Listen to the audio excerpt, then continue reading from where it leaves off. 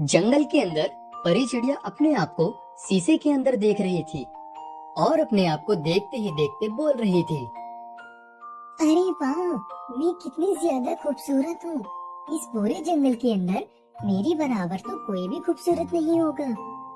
और वहाँ कौवा परी चिड़िया के पास आता है और परी चिड़िया से कहने लगता है, अरे क्या बात है परी चिड़िया, आज सुबह सुबह सज संवर कर कहाँ जा रही हो? अरे मैं तो हूँ ही इतनी खूबसूरत कि सबको लगता है कि मैंने मेकअप किया हुआ है। कौवा भाई, आप खुद ही बताइए, इस पूरे जंगल के अंदर मेरे बराबर कोई खूबसूरत हो सकता है? अरे अरे रानी चिड़िया, ये तुम कैसी बहकी बहकी बातें कर रही हो? सब अपनी जगह, सब कुछ ठीक है। मुझे तो लगता है कि तुम भी मेरी खूबसूरती से जल रहे हो।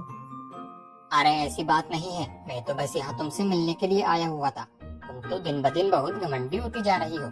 जा रहा हूँ मैं यहाँ से। पता नहीं इन लोगों को मेरी खूबसूरती से क्या जलन है, खुद तो काले कलोटे हैं। और वहाँ कौवा कन्नू कबूतर के पास जाता है और उसके पास जाकर उससे कहता है, इस परी चिड़िया को क्या हो गया है?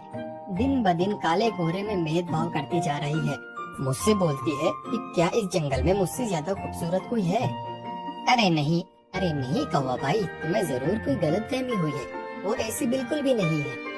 अरे कबूतर भाई, एक बार जरा मेरे साथ चलकर तो देखो, आपको सब कुछ पता चल जाएगा।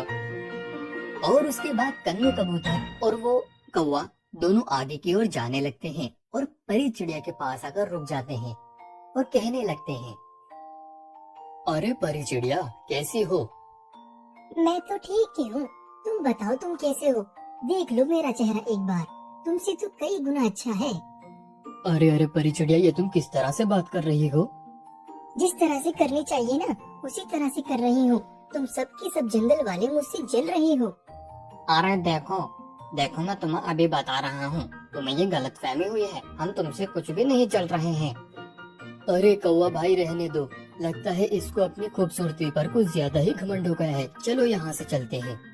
बेचारे दोनों कन्नू कबूतर और कौवा वहाँ से उदास होकर आगे की ओर चले जाते हैं। तभी एक दूसरे जंगल से उड़कर एक श्रापित चिड़िया रानी चिड़िया के पास आकर बैठ जाती है और उसकी लाल लाल आंखें देखकर कहने लगती है, अरे छी छी छी, कितनी गंदी आंखें हैं तुम्हारी। जाओ यहाँ से, भागो यहाँ से। कहीं तुम्हारी वजह से मेरी भी आंखें ऐसी ना हो जाए। तुम खुद तो बदसूरत हो ही, कहीं मुझे भी ना कर दो। और वो दूसरे जंगल की चिड़िया अपनी डरावनी आवाज में रानी चिड़िया से कहने लगती है, ये कहकर तुमने बिल्कुल भी अच्छा नहीं किया है।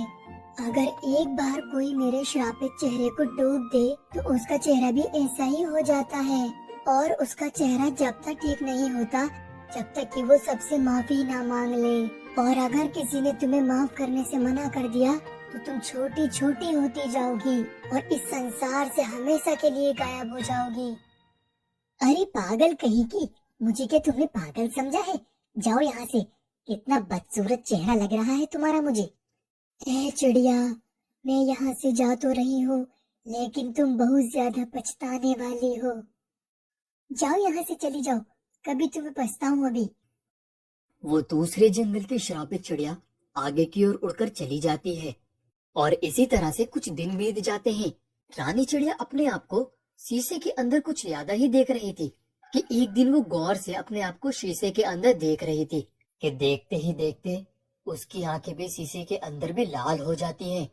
और ये सब देखकर तो वो बहुत बुरी तरह से घबरा जाती है और घबरा कर रानी चिड़िया कहने लगती है, अरे अरे अरे, ये क्या हो रहा है?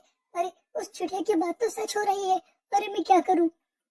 परी चिड़िया जल्दी से उड़कर आगे की ओर कौवा कबूतर के पास जाती है और कहने लगती है, अरे अरे अरे, कौवा कबूतर भैया, देखिए ना मेरे चेहरे को क्या हो गया है। और ये सब देखकर कन्नू कबूतर और कौवा दोनों ही बुरी तरह से डर जाते हैं और आगे की ओर भागने लगते हैं। अरे अरे अरे, कौवा भैया कहाँ भाग रहे हो?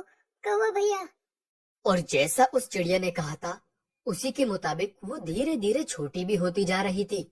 और उस चिड़िया के मन में ये सब देखकर बहुत ज्यादा घबराहट पैदा हो जाती है कि वो एक बार फिर से कौवा कबूतर उन दोनों के पास जाती है और कहती है, कौवा भैया, एक बार मेरी बात सुन लो, एक बार मेरी बात सुन लो, बस मुझसे बहुत बड़ी गलती हो गई है कौवा भैया।